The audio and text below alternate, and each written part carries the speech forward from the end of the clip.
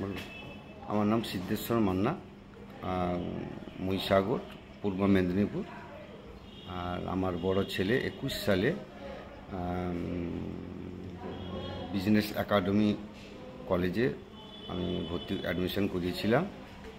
আর result ভালো করে pass করে মোটামুটি কলেজের সুপারিশে পুনায় আমার বড় ছেলে কর্মরত করছে। এবং 21 সালে এই পড়াশোনা দেখে ভালো রেজাল্ট করার পর আমার ছোট ছেলেকেও আমি 23 সালে ভর্তি করেছিলাম।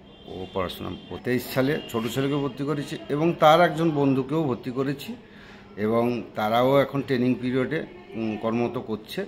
এবং এই বিজনেস একাডেমির